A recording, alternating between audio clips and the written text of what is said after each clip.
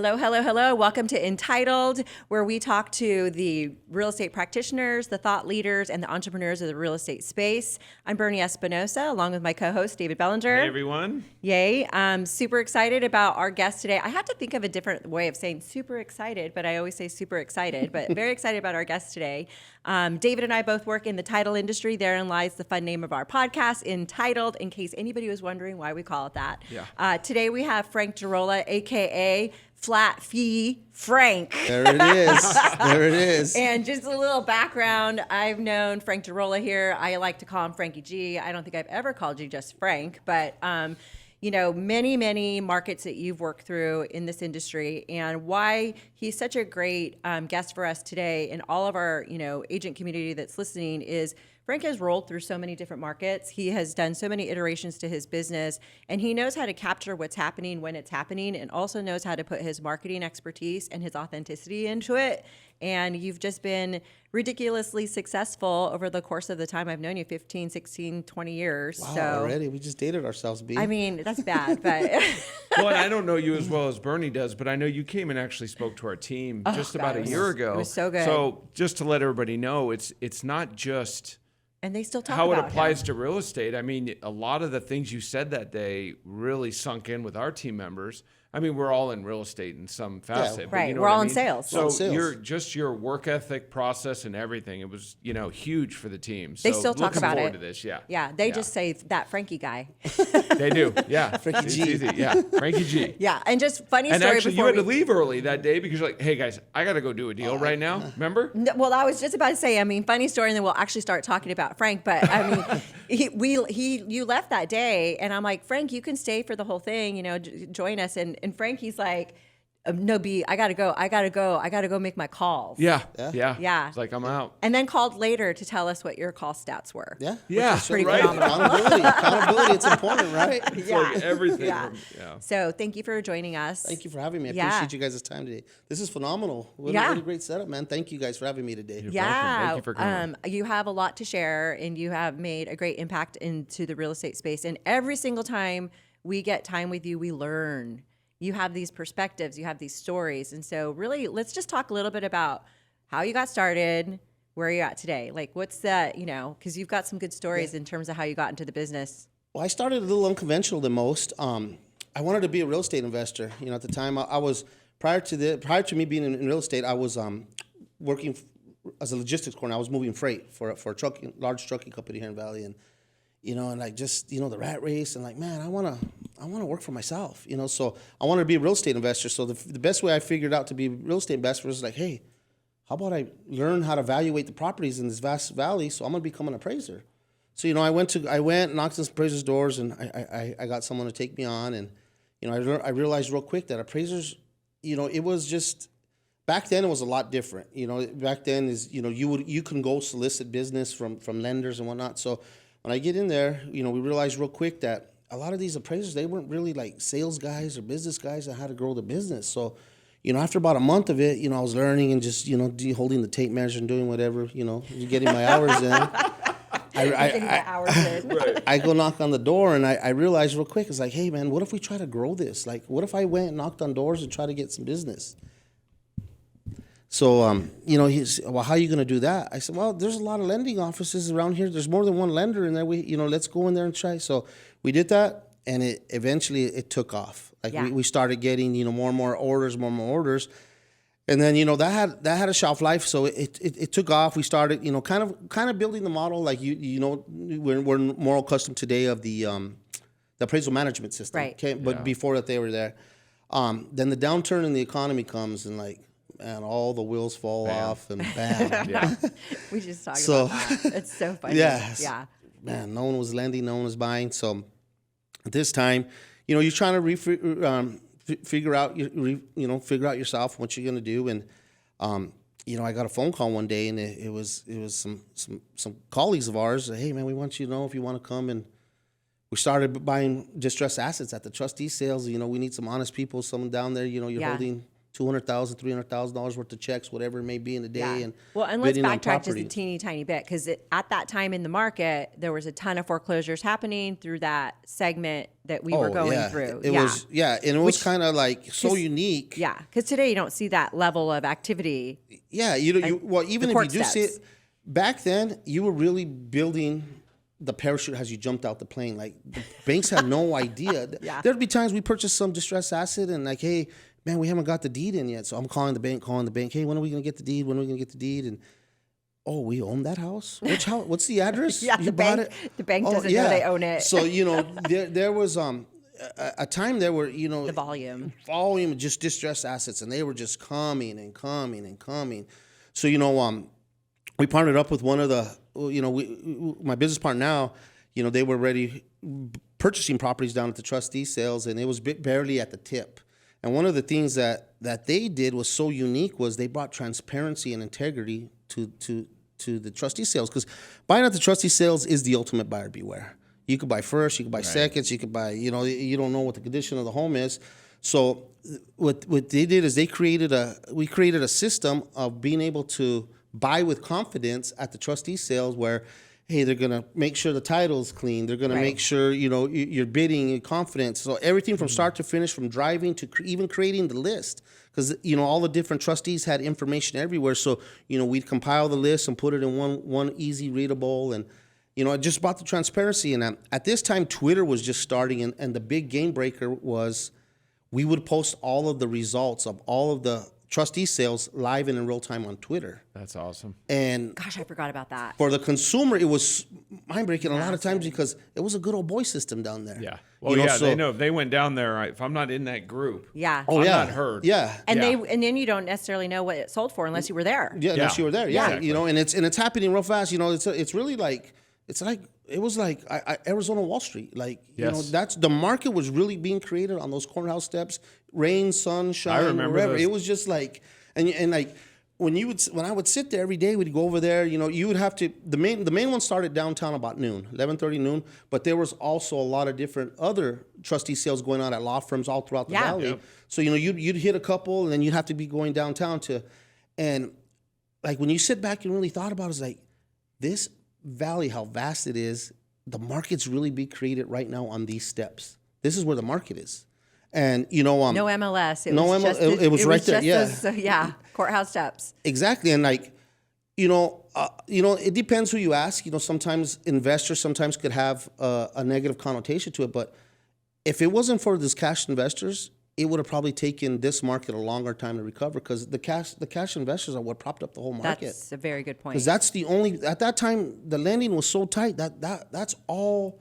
It's the only option you had. That was the only way you can get capital. You creating commerce. Yeah. I mean, it was really the creation of commerce for the real estate space in that time frame, what was happening in our market at that time. So we did everything from drive reports, the list. We bid in confidence. We're like, if you bid on a home and we didn't do our due diligence and it was a second or it was something, we covered the initial 10,000. Yeah. So I remember those days of that being set up. We were one of your partners at that time, and I'll never forget the time I went with you down to the courthouse steps, because you were telling me about it, but you're like, B, you need to just come down and take a look at this. And I came down it's like so archaic, all suited up, and you were like, what are you doing? You just need sneakers and workout clothes. It's hot out here. Yeah. But it was fascinating, that level of activity that was happening down there. And you just described it so cool. Arizona Wall Street was happening down there. Really? People bidding and just. Yeah, when you're putting in perspective, you really like the market is. And the clicks and the whispers and people trying to maneuver you out of a deal. Yeah. All that. Yeah. Like hoping they didn't hear it going over here. Which house is here? And like, because what they're offering. Moles. Yeah. What they're offering, when you go downtown, what they auction, they're not auctioning off an address. They're auctioning off a trustee sales number. Yeah. Mm-hmm. So you got to make sure you know what the trustee sales number is. And like, so yeah, it's fast paced, but it taught me a lot. Yeah. It taught me a lot. Behind the scenes, we were bidding on investors. And one of the things in our business model, which was so crucial to us was, and I take that into everything, we can discuss that further, is integrity. Like, yes, we would never buy for ourselves because we didn't want to compete with our clients. So we wanted the client and the consumer and the investor to be able to build with bid and Yeah. confidence with us. Let's touch on that for a moment, because this really feeds into where you currently are in your business, that consumer integrity mindset piece. And that just to give people some context, your company got hired by consumers or otherwise to buy properties on their behalf. Correct. Right. Yeah. Yeah. So yeah, we it was people may all not investors, understand that. consumers, even Yeah. some institutional funds. Yeah. Were buying Hired through you us. to buy on their behalf. Yes. To buy on their behalf. Right. Yeah. And and one of the things with that on the back end, I got the luxury of seeing a wide, vast different investment strategies. Mm-hmm. Everybody had different investment strategy. Hey, we had guys that were just buying anything at the time, 20,000 and below. Like you could buy a whole house for 20 grand back then. Right. 30 grand, 40, then he would move up. But like everybody would, I'm just in the luxury space at that time, maybe the luxury space was 700 grand. Right. 800 grand, No kidding. distressed Yeah. assets. So we got to see a lot of different models and they were all successful. So like, me coming up in the real estate and like, this is my intro to real estate. Like I was not a conventional agent as I Right. am today. And This is what I love your story is where you're at today compared to like cutting your teeth. Yeah, and, like and doing whatever it took. it was really doing whatever. And what it taught me was like, man, there's a lot of different ways that you can make real estate work. Right. And I think when I'm so fortunate that I got in the way I did, on the appraisal side and then on the investment side, because I came in like through the back door, the VIP door. And because so many people look at it, hey, put a sign on the ground, I'm going to sell your house, and open houses and broker opens, and man, there's so much more to it than that. Well, and I remember very distinctly when you were getting involved in this, like you would never meet you and think, oh, he's brand new at this. You just really thoroughly operated from this place of understanding and taking care of people. I mean, even when you were the person that had to go and evict people from houses. Yeah, the evictions, the cash for keys was real big back then. Yeah, the cash for keys. But some of my favorite stories is like, Frankie doesn't get home until 9:00 at night. It's because the people he kicked out of their house has invited him in for some chicken dinner. Like he's part of the family now. Right. Yeah. But that doesn't happen. That's because of how you approach it. Yeah, I think, at that time it was really uncertainty, a lot of the uncertainty. But I think when you put a face and a name and you show people that I'm willing to work with you, no matter what side of the coin you're on, you're gonna be able to provide a win-win for every, and I think that's what truly anybody really wants. Like if we break it all down, like, hey, what is the win-win for both of us? Yeah. Hey, I'm in a really tough situation. I know my home just foreclosed, but what's the win-win for me? And it wouldn't always start off that way. Right. You go to approach the front door and they're standing there and they're fighting mad. They're ready. Yeah. They're ready to, hey. I And then, remember I'm some the of face of the guy that just purchased their home. Like I didn't, and like, so, it taught me a lot. That time frame taught me a lot about real estate. And like I said, it was so amazing to just sit back and look like, hey man, like this market is really being created right here. And if you look at it, like Bryn said, she came dolled to the nines and ready to go. Hey, we're going to make some business connections today. It's like, no, everybody's wearing backwards hats and it's hot, it's sweaty. Like, it's notebooks and that's it. Like, you're on the phone all day. It was like the modern day version of, Costco free samples. Oh my God, I'm going to get hurt in here. Like there's just like, and that was just like so, that was a visual education for me, right? The context of everything, to see it actually happening in real life and just be like, oh my gosh. I think I'm even trying to run across the street that day, my heel got stuck in a tar thing, and you were like, "B, get out of the way for the bus!" Hey, watch out, they're coming. It definitely didn't hit me until I actually went. Same thing, because we were told all the stories. Totally we did resonates. classes with people down there, that are always down there, but until you're there, it's overwhelming. you wouldn't have known. Yeah, it's overwhelming. And to see it in that snapshot of time, because it's never going to be like. I mean, that was unique time to be down Think there. of how many $40,000 houses I'd buy this time. Right? You buy more. Or how many times did you see the same house over and over again, and you're like, oh, here it is. It went for 40, then it sold for 80. Yeah, then well, a lot of times that I might have had a second or a third. So like, hey, then it's coming again, and there was just, I remember like there was a time there was so much inventory, like you wouldn't even bid. It was a great deal. Like anybody would buy it hand over fist now. But you wouldn't buy it because it was occupied. Like, I don't want to have to deal with the tenant. The tenant or just try how to get somebody out. Like it was just so many foreclosures, so many. And like, and short sales and all of that. All that, like now, like the distressed asset on that side of the game, the institutions, they have so many so many more products and services to offer the consumer. Back then, it was, we don't even know what's coming. And Right. like the law requires, hey, you have to Yeah. foreclose on it. So it was a really, I've always been real fortunate to be around very eccentric, forward-thinking individuals that were in this space. And yeah, that was definitely a time where like, whoa, you know, it was very, very, man, like just how you had to pivot yourself, and like you don't even know what you're pivoting for, but every day you're pivoting. Like, man, we got to figure this out. How are we going to figure this out? How's it going to work Yeah. today? Yeah. Well, and then like walk us through a little bit. Like, how did you? We're talking time frame wise. Like now you have to transition. That era kind of starts to bubble to an end. Well, you know, and like you're regrouping. Like, how did you kind of roll into the next model of your business? Well, you can see that because like we all know that had a shelf life on it, you know, because eventually we're going to cycle through all these you got to always foreclosures. work for what's next, right? What's next? Yeah. So, you know, at this time, you can start seeing it. The foreclosures, the notice of trustee sales are going down and down. So we started heading to the end of that. And then just like any market, when you start seeing a lot of different other individuals getting into the space, like, hey man, like, you know, the lights are coming on and they're removing the punch bowl. The punch bowl's empty. Party's almost over. Yeah. You know? So, you know, but we knew this. It had a shelf life. And at this time, my partner, Kevin McKiernan, man, he's just a marketing genius, laser. We started, that's when like social media was just starting really kind of like, okay, take off. And we started the Gilbert Now page. And it was just, you know, we just had a passion for Gilbert, and, you know, and we just wanted something, hey, you know, we knew we were going to have to transition into residential retail real estate. And, you know, and everybody, hey, I'm the neighborhood expert. I'm the neighborhood expert. What makes you the expert? Just because you live there? Like, our whole goal and our whole vision was we wanted to be true partners in the community. Like, true partners in the community.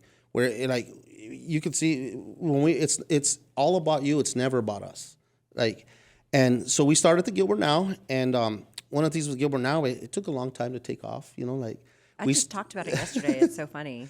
We would go to restaurants. You know, go to a restaurant and just like something that you might have seen when you went there, and like, where are we? And then like that started taking off. Hey, oh, you're there. You know, it took a little while though. You know, most of the likes were our wives and. Well, and let's just like give it a little more context of that too. The Gilbert Now was a Facebook community page. Community page, yeah. And it was all about what's coming, all this. And at this time, you know, Gilbert was really putting its, you know, it's starting to stake its flag and, you know, create its downtown and that. So, you know, and so we started that little by little, you know, started the restaurant wait times.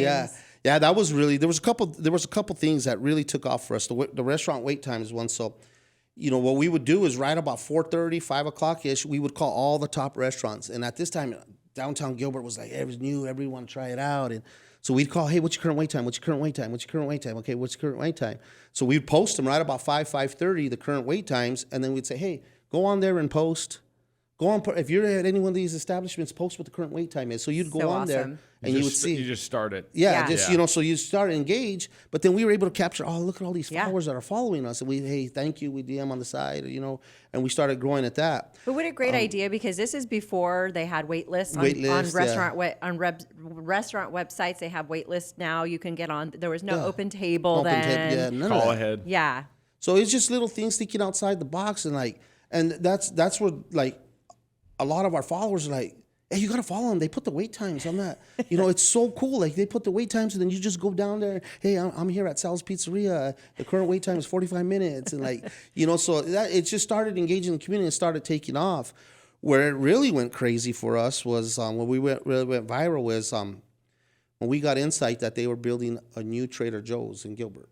And I don't know what it is Trader Joe's does, but I would wish we could capture that in a bottle and sell it. Like, no doubt. The loyalty that they have with their consumer, the passion, the loyalty, and like the following they have with their consumer base is just, man, it was like, man, we were getting threats almost. Like, so we posted it, you know, hey, the new one's coming in Gilbert, and like everybody was like, no, they're not. My brother-in-law works at the one in Gilbert. He says that's not true. That's not true. And like, yeah, it's true, guys. Like, they're coming. How do you know this? How do you know Trust this? me. They're coming. So actually, one day I get a phone call, and it's some important sounding man on the other side, some important sounding guy on the other phone. And hi, this is Joe Blow from Hankelstein, Frankenstein, Birkenstein. And he's naming the name of all these names. And I'm like, are you guys looking to buy a house? And I got 4 leads right here. They're all so our client, our client is Trader Joe's. He names the Trader Joe's, and we're calling you today because we're going to be sending you a cease and desist. Okay, what's a cease and desist? You posted some information on your website. I have it here. He was using all this professional legal jargon. Mind you, I grew up in a small town here for Superior. Like, we don't get intimidated easily. Yeah. So he's telling me. I said, okay. So he starts telling me what we're going to do. Here's what you're going to do. You're going to do this, this, this, this. I said, well, here's what we're going to do. This is what we're going to do. You tell me what part of that post isn't true, and we'll correct it. We'll correct it. It's Good already for been, you. yeah. So at this time, we probably already had over 100,000 views and shares. Are you and serious? it was going crazy. Awesome. Yeah. So to get corporate Trader Joe's involved and where they call their legal team, there must be a lot of people. Yeah. So he says, we're not going to do that. So when he told me, I said, you just confirmed that it's true. That's right. So the second, he says, well, I want to know who told you and who leaked the information. I said, well, it was Joe. Okay. You could hear him step up in his chair like, Joe. I said, it's Trader Joe. Come on, man.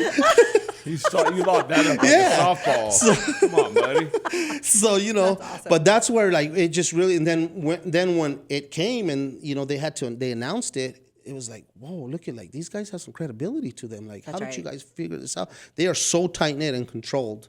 And, and that's one of the questions we get asked all the time is like, who told you guys? How'd you find out about Trader Joe's? Well, and again, that was early in social media, right? Yeah. So nowadays it's like common. I want to know that everybody's watched every Super Bowl commercial a month before the Super Bowl happens. So. Yeah, all the leagues That's so and everything, funny. yeah. So, and then at that point too, Gilbert now went from a Facebook page to a full-on lifestyle page now. Yeah, it's a full lifestyle page. You have a URL, you got website hosted, the whole nine. And one of the things with that is it was never really about us. So not to knock anybody's business plan or everything. It's like a lot of realtors today, it's all about them. It's the constant me in front of this, that. And we never wanted to be that. We want to be true partners in the community. And we would get asked that all the time is, how come you're not showing you guys yourself on that? How come it's never? And it was very, when we would introduce real estate to it, it was always, hey, look at the sales that sold. But it was never about us. It was real subtle because the consumer doesn't want to see that. If we, as in our real estate profession, if we're really honest, there's one of us there's so many of us that the consumer just doesn't want to hear about that. Hey, do you want a free value? We'll comp your house. Come on. They don't want to hear that. I can push Zillow. They'll tell me what my house is worth right there. So, we wanted to be true innovators of what, and be information. The place where we can go to. We wanted to be the Nordstrom of the information. Our goal is, we want you to stop for 2 seconds. If you're sliding through your feed, we want you to stop for 2 seconds. But do you know how much courage that takes in a business in which you make money on a transaction and yet you decided to go down a path that actually takes longer? Oh, yeah. Right? I just think that takes a lot of courage, a lot of strategy, and a lot of confidence. Well, you're really betting on yourself. There you go. You're betting on yourself. And I don't know, and not to be boastful or conceited, but I'll bet on me every time because I know that's what I can control. I can't control what everybody else around me is going to do, but I know I can control what I'm going to do. I know the time and the work and the dedication I'm going to put into it, and then I know my partner that's sitting next to me. I know what he's going to do. Yeah. So I would bet on me. I bet on us all the time because I know the likelihood of us winning is probably going to be very high because I know what we bring to the table. Right. And you're also, I should have brought your numbers, but at the end of the day, you guys are singular. It's you and Laser. Yeah. And you guys do so much business and you stay very singularly focused.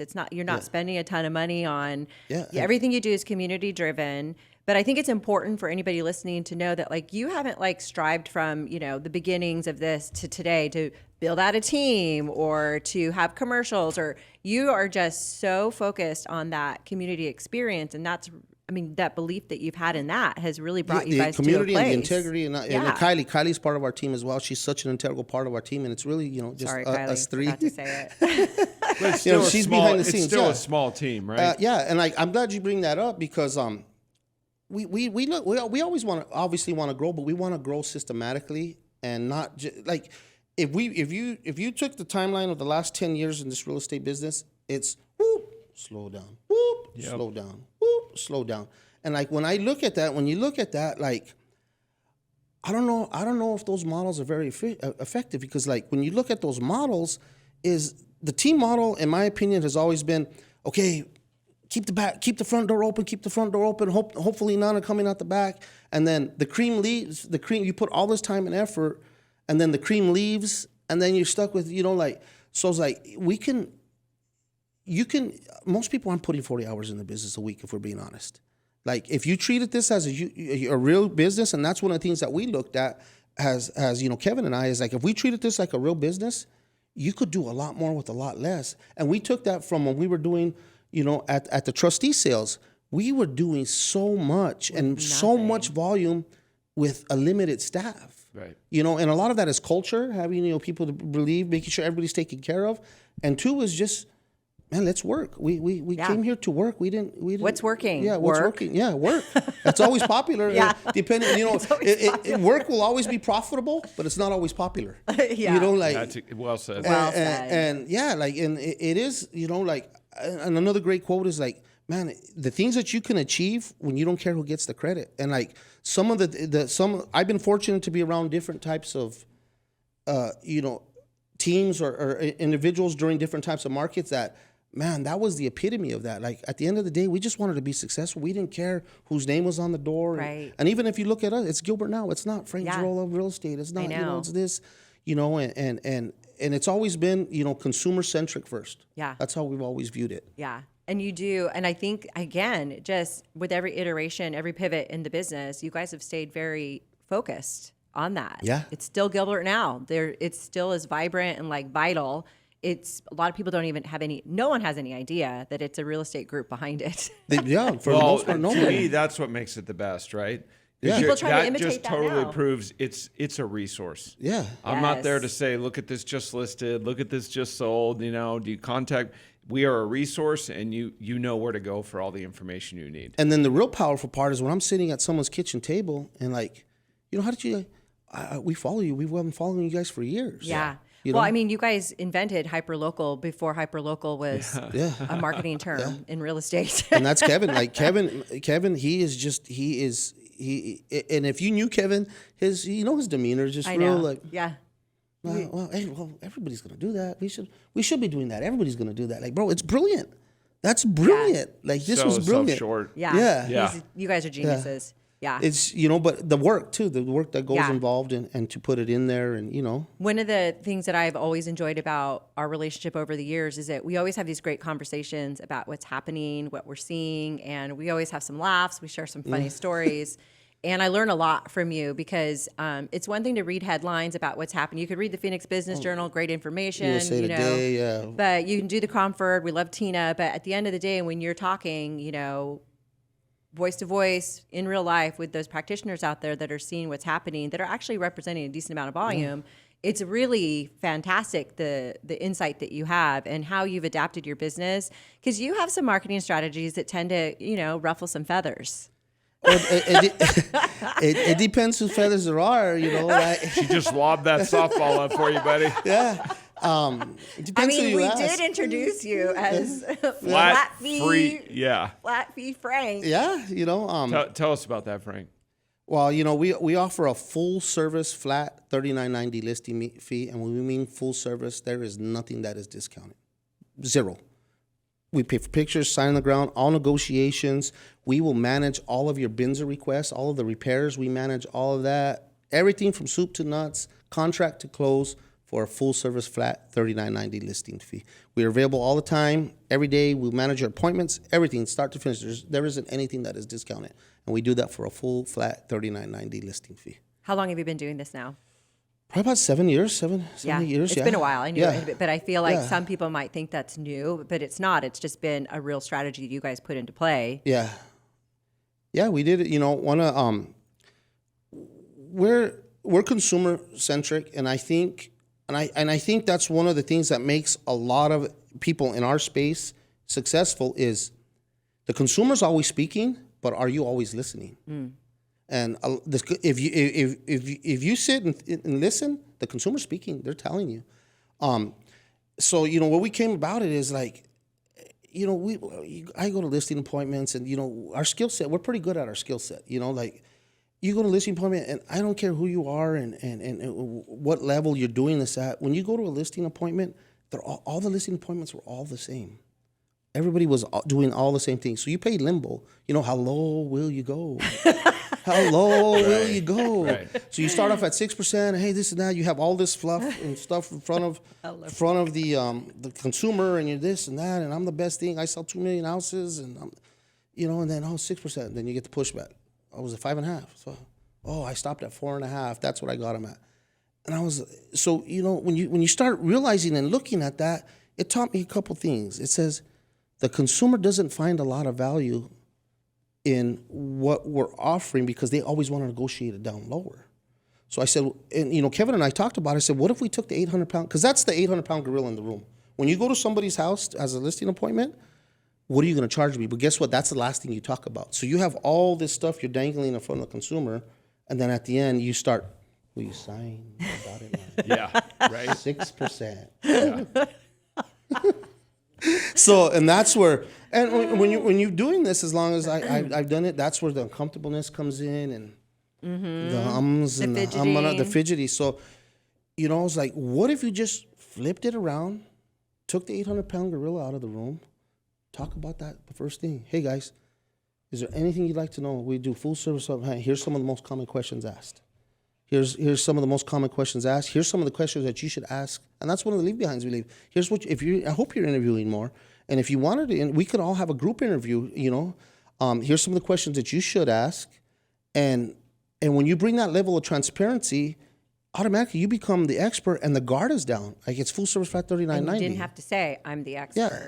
And like, when you really break it down, it's like, let's be honest here, guys. Like, when you break it down, it's like, 6% is a lot of money when you look at it. And like, there's a couple different ways to look at it. So say in our market in Gilbert, the average house is $600,000. 6%, that's $36,000. That's a lot of money. But if you really break it down, what the true meaning of 6% is, it's even mind-boggling. More than that, for the fact is like, so in our market, average house is $600,000. They probably had it about 2 years. So let's say they bought it at 4, they have 6, so there's $200,000 worth of equity. So when you look at that and take the equity, because that's where you're pulling from is the equity. When you look at that $36,000 of the $200,000 here of your equity, the $36,000 what it's costing me to sell that. Yeah. You're really about 18% of your equity, 20%. So like, if you went into any economic advisor, financial advisor, or anybody, hey man, would you pay that guy 20% of your equity to sell your home? Nobody would advise that. So we just wanted to bring transparency, integrity, and let the consumer know you do have options. We're not saying it's right, or we're not saying the way other businesses are run. It's this is what we felt worked best for us, and we wanted to be, again, true partners in the community. And one of the questions that we ask when we go is like all of us here, name one service, because what we offer is a service. Your title is a service. Right. What we Real offer is a estate service. closing services. And name one service that we have paid cash for. So a lot of times the consumer doesn't recognize this as a cash transaction for the fact that it's tied up in equity. So they don't have it in their savings account. It's not readily available to them. But it is a cash transaction. That's right. So name one service you guys have paid cash $20,000, $30,000, $40,000 for cash for a service. There just isn't one. Yeah. Wow. And when you break that down to the consumer, that's an impactful conversation. Yeah, name one. And like, well, we had our house painted. Yeah, but a large portion of that was probably a good portion of that was materials. So the actual labor, right? And then the other aspect too is a lot of professionals in our industry said, well, I bring value. Well, we're supposed to bring value. That's what we're hired to do. But let's look at that. Let's look at that statement even a little further. And that's what we did when we were looking to go into the full service flat $39.90, because there's other models. It's been around for a long time. There's other flat fee models, right? But not full service. I've heard of. Most of them are just specialized in getting your property onto the MLS. I'll put it on MLS. And pictures. You got to do, maybe it's we pay photos, for pictures, everything. Yeah. Don't worry about a sign that doesn't. You can sell cancel with us at any time. Yeah, There's full integrity, full transparency. Yeah. And so when we started with sitting in front of the consumers and letting them know, and like it really started resonating. But even like, to the saying is a lot of agents would rebuttal, because that's the other thing. Say, hey, bro, once we go this, it's not going to be very popular in the consumer as far as the way the profession has always been ran. what are some of the drawbacks? Well, they're not going to do this for you. They're not going to do this for you. We're going to do all of that and then some. Yeah. And that's what we let the client know. Hey, you can cancel with us at any time you want with a 30-day written notice. You can cancel with us. So it's really consumer based. And when you look at your business, as far as we're on our side, is when somebody tells you the truth, they're working for you. When somebody tells you what you want to hear, they're working for themselves. Ooh. And for $39.90, Love that. my integrity is so much more important to me, and my community. The inroads we've made in our community is so much more important to me for $39.90 than to sit there and sell someone a pipe dream that, hey, just because I'm hoping to get 6% on the back end. Right. And well, and then for you to talk really deeply on that value piece too. I mean, to be able to really break that down in terms of when people say, "But I bring value," and then you're saying, "Well, what's the difference between this and this?" Or and that's one thing too in our business is you can't really itemize. So like you see it on the settlement statement when the title's done, they say, "Hey, this is what the charges were." Yeah, it's $36,000, $40,000, $50,000. Like, but it's not like, and that's what I tell the consumer. I said one of the things when we're supposed to bring value, but like. When you get the breakdown, like let's say you took your car in today and hey, you needed to rotate the tires, you needed a new timing belt, you needed this. So you're going to get itemized of what the material cost, and then you're going to get itemized what the labor cost. Yeah. So you get an itemized list. On your settlement statement, you don't get that. I sold your house. Here's how much. Here's $42,000 that you paid here's your the house. disbursement agreement. Yes. Yeah. So when you really sit down with the consumer and you break it down like that, and they recognize this. They know this. They've been screaming this for years. But now when you bring it to the table, like they're like, whoa, this is so refreshing for someone to hear that. And I say, and so the next question we get asked, well, what's the catch? I said, this is the catch. The catch is I want you to tell all your friends and family about us. Because my business is based on volume. And when you tell somebody, your business is based on volume. At $39.90, yeah. And that's where it really takes it on. Then you encompass everything that we offer for the $39.90. You're going to advertise my house on Gilbert now? Yeah, we'll get you. I'll give you a great example. We were at we had an open. I was hosting an open house this weekend. One of the guys to the open house. Wait. Hold on. Back up. So full service includes you also sit open houses. Full service is full service. Yeah. Yeah. So I was doing an open house this weekend, and one of the guys there was another home in the neighborhood. They were doing an open house. He comes to our open house. He says, "You've been nonstop all day." And I just tell him it's the power of social media. It's powerful. It's powerful, but that's, the thing that we built and we drive and we're able to drive traffic. It's not a brand new site. It's something you've curated. It's reputable. And he goes, I'm just blown away. Like I have been crickets and you've been nonstop all day. And we're the same price point, the same neighborhood. I'm actually only 4 doors down. Dang. Everything. And I said, I'll stop. But it's a good point what Bernie said, right? This isn't overnight. Oh, no. This wasn't a switch. I mean, you've been busting your butt on this for, what'd you say, 7 years now? Oh, yeah, longer than that. And not only has it been 7 years, you were also fighting 7 years ago. Not that it was new then, but social media wasn't then what it is now. Right. So it was even harder. It's harder than, then. You know what I mean? And now there's a bunch of different neighborhood that look like Facebook sites and all that. So literally built this on, crumbs and stuck with it. And then a lot of things happened in our favor during this time, too, is like, one is, the technology space started catching up to the real estate market. So like the real estate market for years has not had a lot of disruption in it. It's always the same old. And when you started getting your Redfins, your Trulia, your Zillow, where the consumer now has more information or has much information as we had in regards to the MLS. So like, but there still was not a lot of disruption.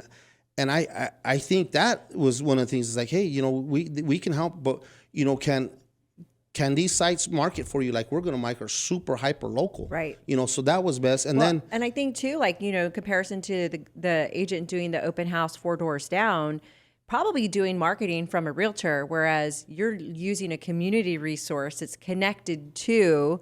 I mean, does anybody even know like the name of your? You know what I mean? Like, right? You're advertising an open house on a community page. The power of that compared to a typical, agent landing page, or it creates a different mindset for the consumer. And I think that's to the point where I said, we're like, if you're really, we should always be listening to the consumer because that's our audience. because they're always speaking. But are you listening? And that's one of the things that I think if you were to go back and look, like even like if you guys were to cold call, at your your title company, say, hey, these are the last 10 closings we had last week. Let's call each one of those home sellers and say, who was the broker? What brokerage sold your home?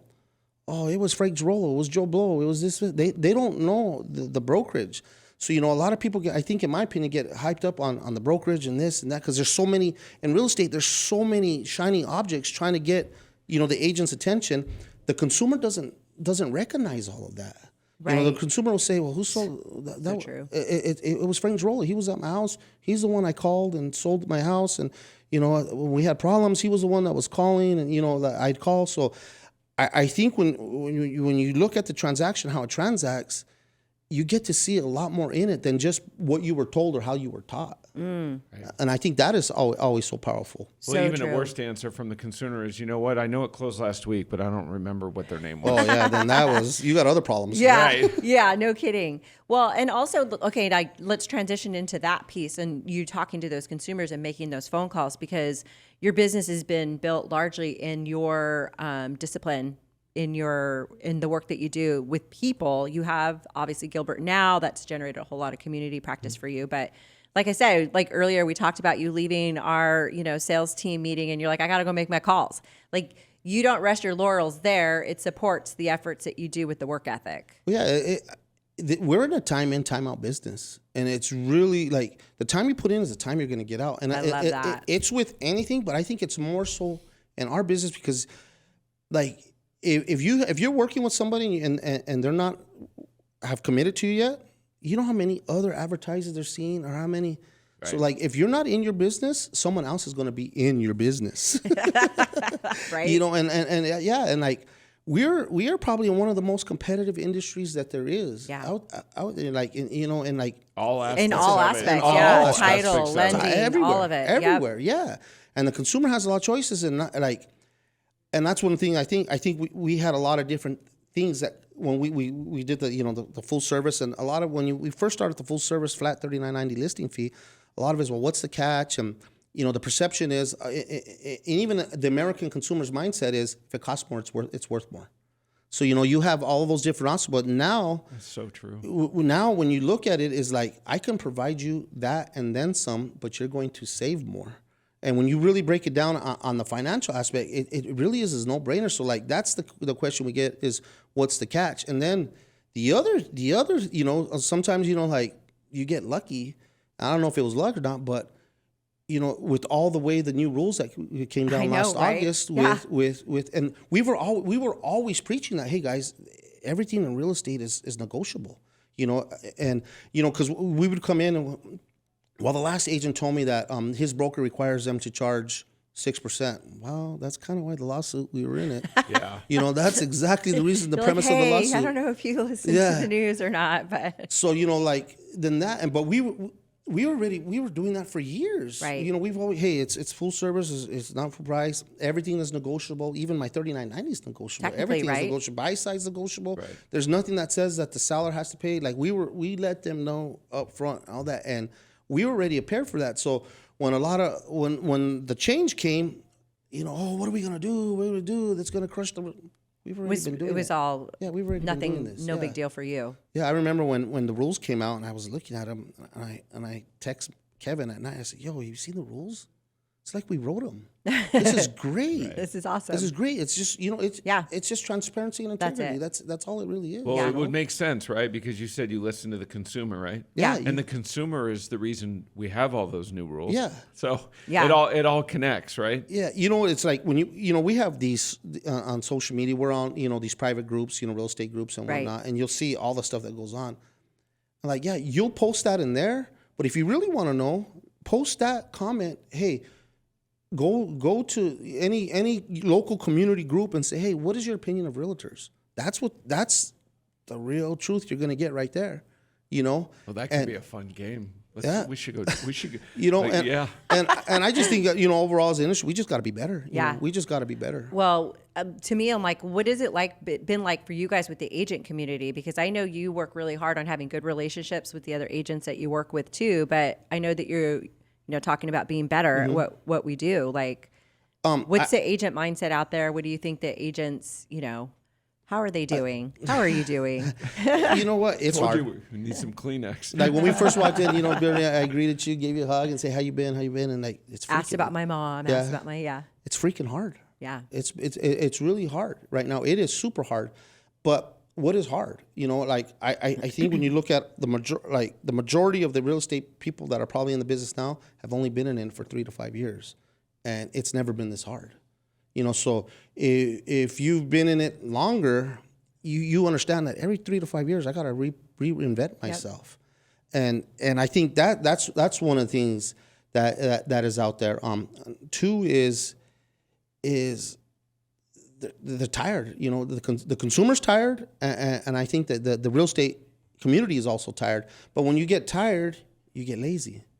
When you get tired, you're willing to take shortcuts. And this is right now. And I think when it's hard, I've always learned that's when you should be sharpening your tools, sharpening your skills, because that's where you're going to get better.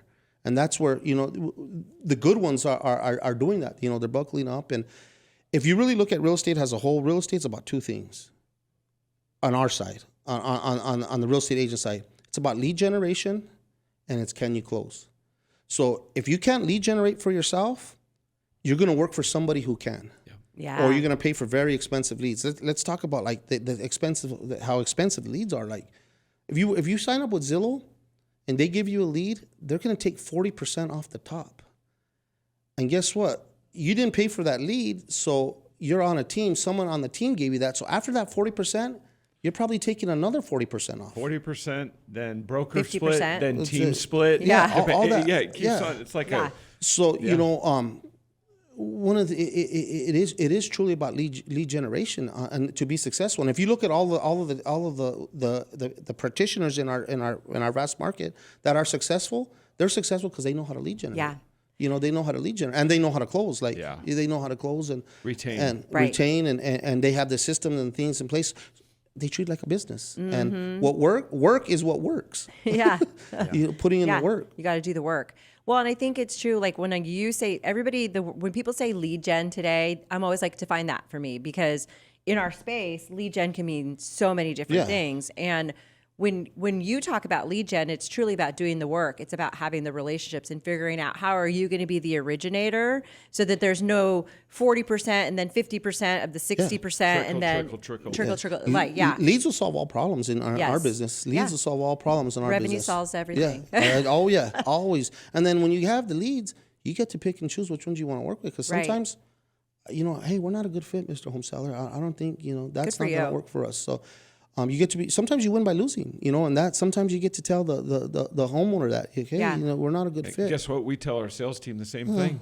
Yeah. There's some realtors that are not a good not a good match for us. It's okay. It's okay. Yeah. It's okay. Yeah. You win by losing. Yeah. And I just, it's really an eye opener when you go and like just turn it around, like the business way around, and it's, and to your point is like when you ask people what lead generation is, it's hard. Lead generation is hard. So when you ask different people, they'll give you a different answer based on what their heart is. That's right. So, like, hey, I think lead generation is, I'm going to wear the fancy clothes and I'm going to go take a bunch of cool pictures down here on Camelback Road and I'm lead generating right now.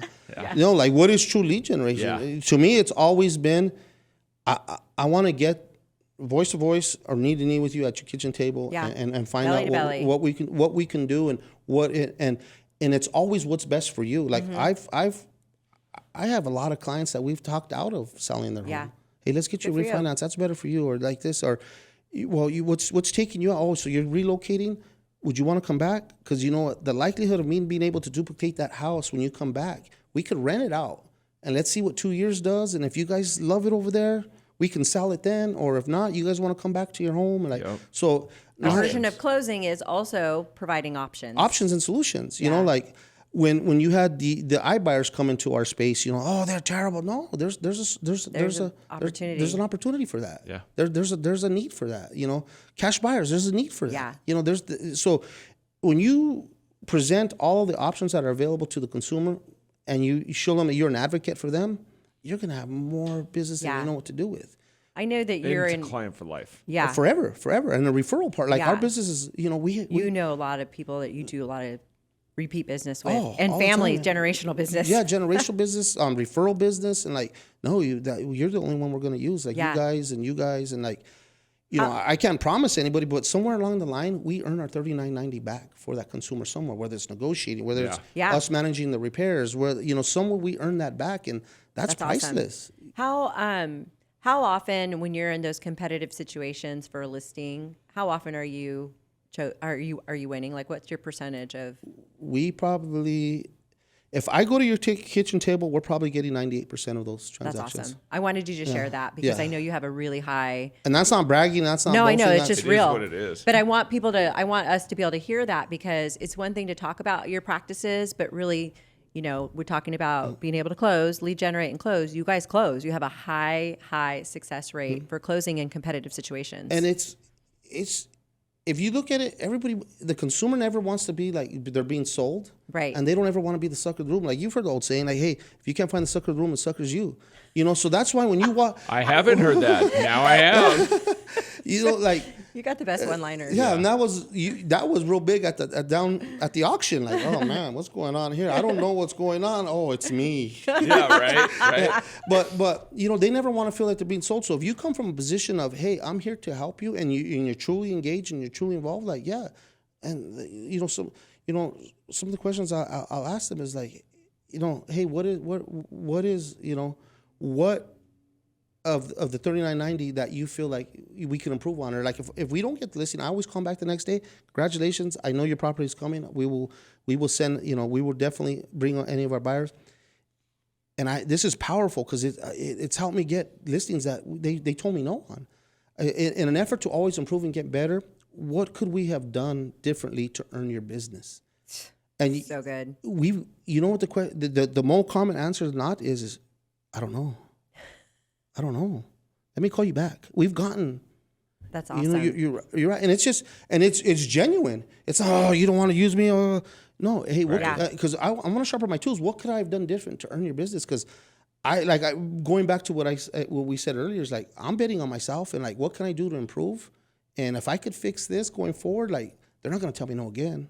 I'm not going to hear no again. Right. You know, and I just You're going to run at it. Being a practitioner of your craft or your trade is always going to help you get better. And Absolutely.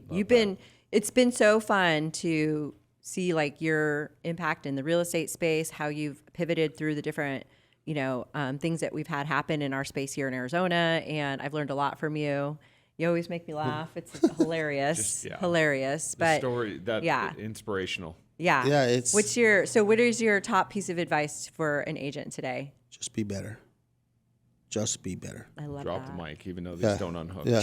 Right? Yeah. Just be Seriously. better at anything. Like you can not even personally, but professionally. Like, hey, you could be better at lead gen. You could be better at this. You could be better at that. You could be better at follow up. You could be better at communication. You could be better at just be better. And it's really about them, and it's never about you. And if you really get that mindset, you're gonna have more business than you know what to do with. Oh, that's Love that. awesome. Awesome. What's the best way for us to support you? How can people find you? Gilbert Now? Yeah, we're Gilbert Now, Flat Free Frank, Flat Free Frank, and yeah, that's where we're at, and yeah, like if there's anything, and we have a lot more other resources, we do fix and flips as well, so we have investor, we can help you on the investment side. We have teams of trades that work for us, so we have a lot of different other tools that we can offer. So, we offer staging as well. Like, so there's a lot of different things that we can offer. So it's just not a one-stop shop. Like we want to be very, very solution centric. So you're helping people that may not even end up doing any transactions. It's just they're just a well-rounded, like you're like a Kinko's for the real estate minded. Yeah, because if you help somebody today that might not need your service, they're going to tell somebody somewhere, or they're going to, if you help them, you're just a practitioner, or you're the place where, hey, I can go there for anything we need in real estate. Yeah, and you're the that's- gateway. You're the gateway. The gateway, yeah. Yeah, I love that. I love that. Flat Fee Frank, Flat Fee Frankie Frank. G, Make sure Gilbert everybody go now. there. Yes, Everybody go sign and up. amazing. Thank you so much for joining us. Appreciate you guys' time today. Thank you, and it's Thank always a you. pleasure to be. Yeah. Yes. And just be better. Let's just all be better. Just All be of better. us. Yeah. Yes. In every aspect. Yeah. Thanks for joining us, you guys. This is an amazing episode. Love your feedback. See you guys.